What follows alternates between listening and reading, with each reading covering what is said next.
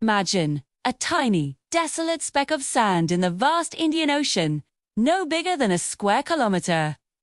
This is Tromelin Island, a place that holds one of the most heartbreaking and inspiring stories of survival you've probably never heard.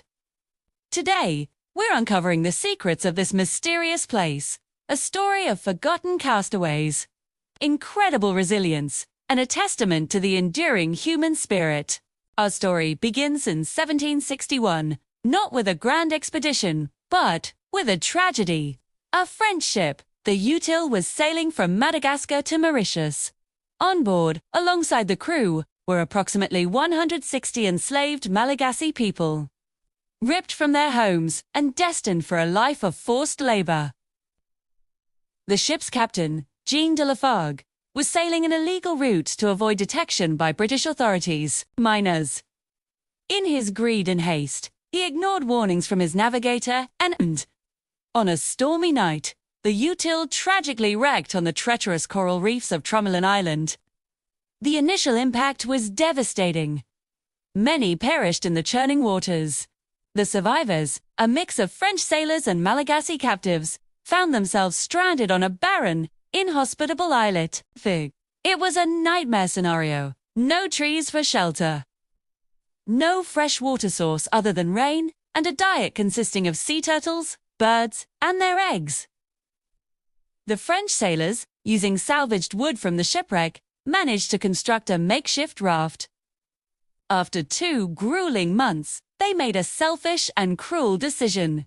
They promised the Malagasy people they would return to rescue them, but their promise was a lie. They sailed away, abandoning 80 men, women, and children on that desolate sandbank. They left them with minimal supplies, condemning them to what they believed was a certain, slow death. For the French sailors, it was out of sight, out of mind. They reached Madagascar and eventually made it back to their homes, but the story of the abandoned souls on Tromelin was suppressed.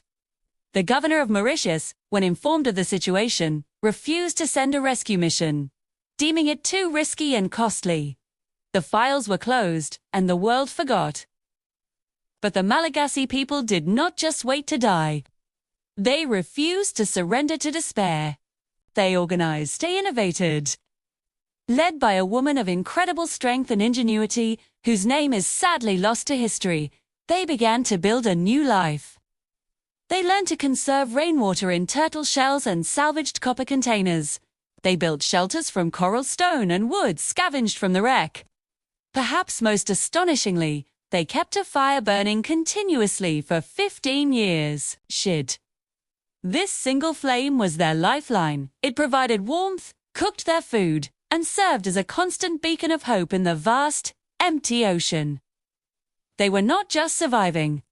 They were living. 5 archaeological findings on the island have unearthed tools, utensils, and even evidence of repaired containers, showing a community that was organized, resourceful, and determined to hold on to their humanity against all odds. They developed a society, cared for one another, and never gave up hope that one day a ship would appear on the horizon. 15 years. Imagine that. 15 years of staring out at an endless ocean, with only the wind and waves for company.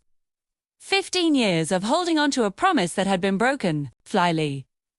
On November 29, 1776, a ship appeared. This time, it wasn't a mirage.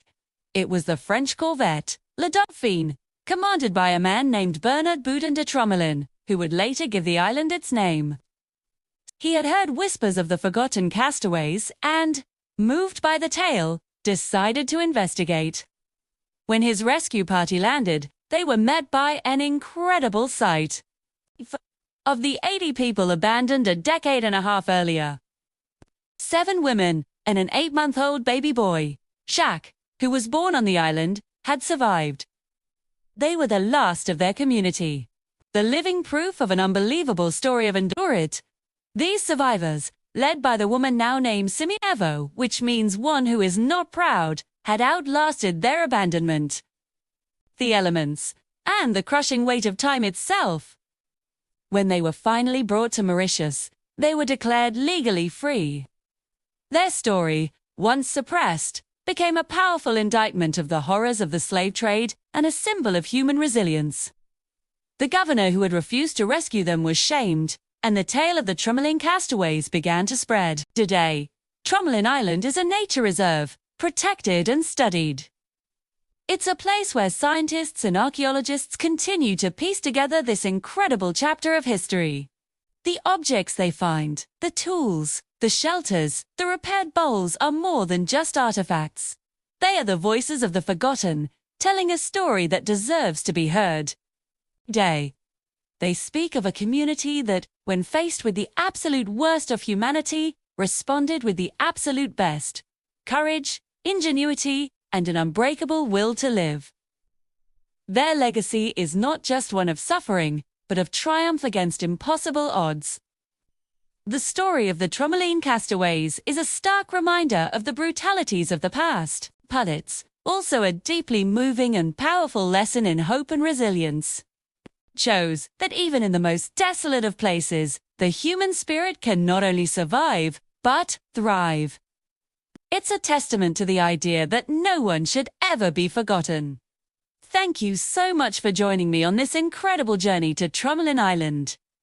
If this story moved you, please give this video a like and consider subscribing for more tales from the forgotten corners of our world. We'd love to have you as part of our community. See you in the next video.